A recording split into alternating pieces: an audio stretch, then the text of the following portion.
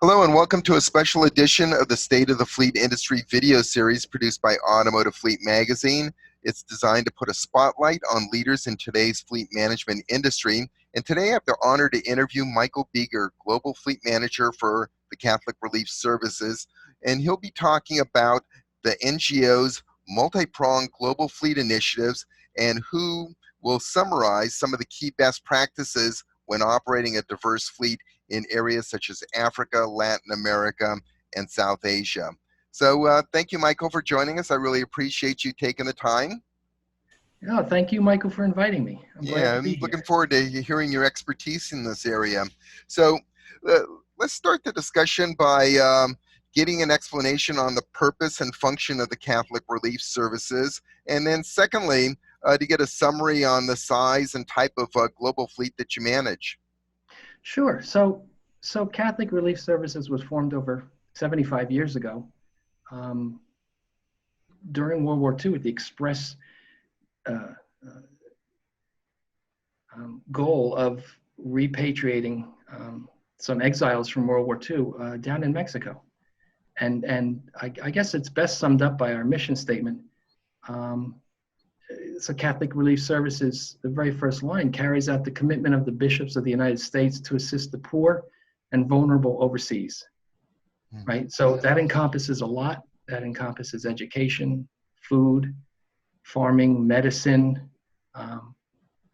Just how can we help those in need, overseas? Very good. And as far as how many vehicles I walked into, in over 50 countries. So we operate in more and provide support in more than 50 countries. I think more than 100. In 50 countries, we have vehicles, and we have over 1,400 vehicles in those 50 plus countries. And we have over 2,000 motorcycles in those countries as well, because oftentimes motorcycle is the best and easiest way to get around off-road motorcycles in some of the areas that we work in. Mm-hmm. Yeah, many global fleets, two-wheeled vehicles are the majority of the vehicles in a fleet, especially, when you're looking at areas such as Southeast Asia or even, better parts of Africa also. Absolutely. Yeah. So Absolutely. what is the average life cycle for these types of vehicles? How long do you keep them in service? Well, so when I started just a few months ago, um, the average life cycle right now is almost 9 years, which is certainly not optimal. Mm-hmm. And part of what I'm doing is taking steps to address that and to bring it into, a 4.5, 5 year life cycle. So we have some vehicles going back to the 1980s, which is, I know, crazy sounding, but it is sometimes a necessity, maybe not that old, because many issues will increase the cost. In Ethiopia, for example, there is a 300% tax on any vehicle coming into the country. So if you have a $40,000 F-150, let's just say, it actually costs $160,000. Wow. So the longer life cycle that's going on right now is not optimal, but in some places there might be a little reason for it. Mm-hmm. But I imagine those are hard miles that are put on those vehicles because not all of it is paved road, or is that a misconception on my part? No, I think you're spot on. One example, I had to, when I went and visited Madagascar, went to a remote office where we're providing support, right? And it was only 235 kilometers, or about 147 miles from another office that was in a city. But to get there, it took 2 days, of 14 hours one day and 6 hours the next day, just to go 147 miles. There were no roads. There is a track that everybody knows where it is and everybody uses it, but it's not a road. So I know two big initiatives that you have in place. It's based on your partnering with the university, is in the areas of sustainability and reducing total fuel consumption. So I was wondering if you could kind of give us some background and more detail on how you're planning on implementing those two initiatives.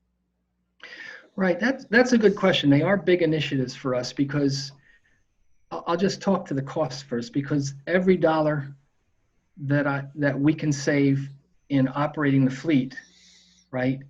Since these are donor dollars, those donor dollars don't have to go to buying a vehicle or running a vehicle. Those donor dollars that are saved can be put back into the aid that's being provided. It can be put back into medicine or education or food, right? So it's really important to run an optimal fleet, right? Mm-hmm. I was lucky enough to work with an atmospheric science class at the University of, Georgia Tech, um, Georgia Tech University, and we came up with um, seven initiatives, some longer term, some shorter term, that will reduce up to actually over $500,000 operating cost a year, and 9 million pounds of CO2 into the atmosphere, reducing that. So it's a worthwhile endeavor, these seven items, and some of them are common sense, right? Mm-hmm. Um, one that a lot of people will recognize is idling, right? So in the U.S., it's cold in the winter, it's hot in the summer. People will turn their car on and heat it up before they get in it, or they'll cool it down before they get it in the summer, right? Well, we work in some of the hottest places in the world and most uncomfortable. And it's so easy when you get there, if you're going to spend several hours, it's so easy for the driver to just turn on the $30,000 air conditioner, right? But by eliminating that idling, very simple step, by eliminating the idling, we're going to reduce 500,000 pounds of CO2 a year and save $100,000. Mm-hmm. Um, so it's some common sense things like that. Um, it's putting more fuel efficient powertrains out there. So certainly in the field, you're not going to field hybrids or electric vehicles. You need them to be able to be repaired. But in the cities where there are dealerships, the sedans we choose, why aren't we choosing hybrids? Well, we will be, right? So that's going to save. And then those are some short-term items that we're dealing with. Some of the longer-term items, obviously, everybody's aware of. So if you're going to modernize the fleet, right, what comes along with that? Well, what comes along with that is better fuel economy. A vehicle that was built, even the same vehicle, 10 years newer, the fuel economy is going to be much better. And the safety features that will help protect the drivers, passengers, and the public are going to be on there that might not be in a 10-year-old vehicle, right? So that's a little bit longer term, because that has to be planned out over 2 or 3 years to completely turn the fleet, right? Right. Right. Now, I know you have a lot of experience working with multinational companies, with their corporate fleets in North America and also in Europe. And based on what you know there, and I know you're still relatively new in this job, but what do you feel are the key best practices that you've learned or can share, when managing a multinational fleet in diverse areas such as Africa, Latin America, and the greater South Asia region? So I think one of the things that I've learned in dealing with North American fleets and European fleets is that you have to um, act locally, right, and respect the local norms and the local cultures.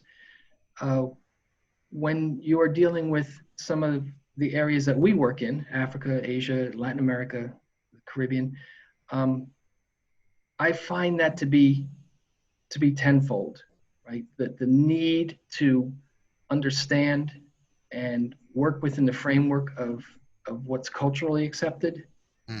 um, because there's certainly there's a lot of pride in any country you go to, but there's a lot of fervor um, in much of the developing world that I've seen so far, right? Um, and and while it is good practice not to come over to Europe and be the ugly American, it's really good practice in the developing world not to come over and say, I know everything and you don't.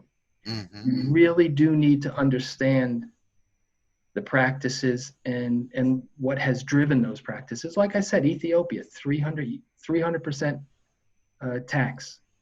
So why are they saving the vehicles? Well, there's a good reason why they are running them longer than maybe other countries, right? Sure. So there's a lot of respect that goes into um, trying to change and what might be happening, right? So really be inclusive with the people that you're bringing that change to. Don't force it on them. Help them understand why, and work with them that way. It's like that old saying, think global, act local in terms of, how you manage a multinational fleet. Is there any final best practice that might come to mind that you'd recommend? I know there's a lot of favoritism, certain makes and brands of vehicles by country. How do you encounter that in the regions that you work with? And does that come into play as much as it does, let's say, in Europe? So I don't think that comes into play as much as in Europe. Certainly not. What really comes into play is not the brand or the make or the model. It's the ability of any particular manufacturer to support the repair of that vehicle. Hmm. So to have the knowledgeable repair staff or maintenance staff on the ground in country, that's what's really important. Being able to get spare parts quickly, right? Because they That's all have to be huge. shipped in. Hmm. It's huge. So that's what really drives it. If you can't get the vehicle repaired, it doesn't matter what it costs, right? You've got to keep that in mind. So it's not so much the initial vehicle purchase, it's the ongoing maintenance and upkeep of that vehicle that is very important. What is the fuel of choice, let's say, in Africa? Is it diesel, gasoline, or It is diesel, okay? by and large, yeah. All right, very good. Well, we'll definitely check back with you as you develop more experience in working in these areas. And in the meantime, I want to thank you for taking the time to join us. It was a great conversation, very interesting, being exposed to a lot of areas of fleet management that normally might not have experience in. Well, I appreciate it, Michael. Thank you. It's eye-opening for me too, moving to an NGO from corporate. So we'll see what comes next. And thank you very much for having me. Okay, thank you, Michael. Bye-bye.